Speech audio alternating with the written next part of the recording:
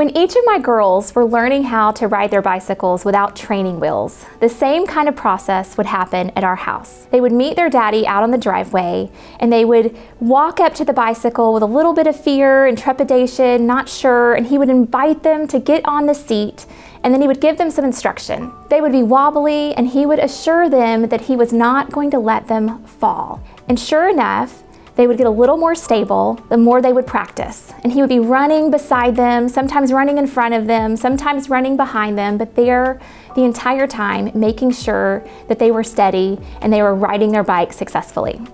And I think this is such a beautiful picture, such great illustration of our relationship with God the Father, that he invites us to sit in the seat of grace.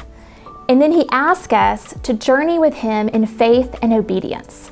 I want you to think about a bicycle seat is grace, because scripture tells us that we're saved by grace through faith, not of works. So you are seated in grace securely with the Father, but then he asks you to push down on the pedals of faith and obedience. See, faith is active. You've got to put feet to faith. It's not just a bunch of ideas that we believe.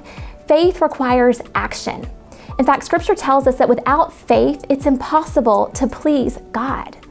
And a lot of times when we step out in faith, it requires obedience. We don't understand what God's asking from us, or we don't understand why he's asking us to do something, but we obey because we trust him, because he is a good father who's encouraging us and affirming us and steadying us as we journey with him.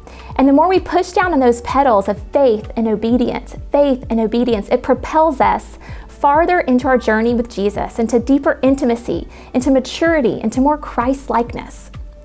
There's a passage in scripture in Hebrews 11 called the Hall of Faith. And I love this passage because every man and woman listed in the Hall of Faith is there only by faith. They're counted as righteous because of their faith.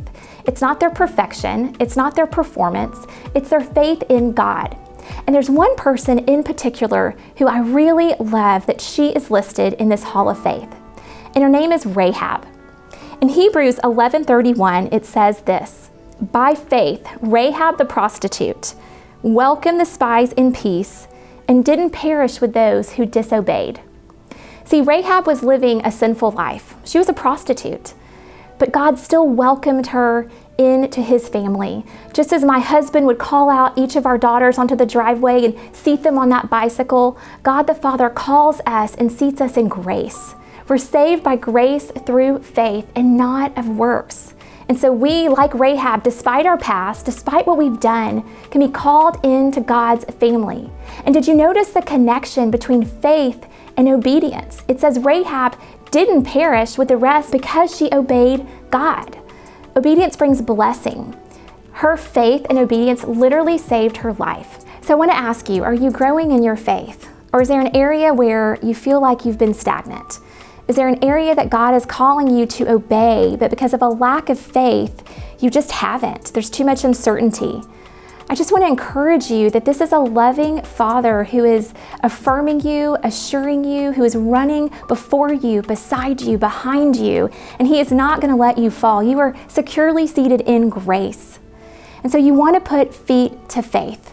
You want to keep pushing down on those pedals of faith and obedience. And here's the best news: just like in the Hall of Faith, where there wasn't a single man or woman listed who was perfect or who was in there because of performance, it's not based on our perfection or performance. Our faith is based on the faithfulness of God. He who began a good work in you will complete it. So keep going.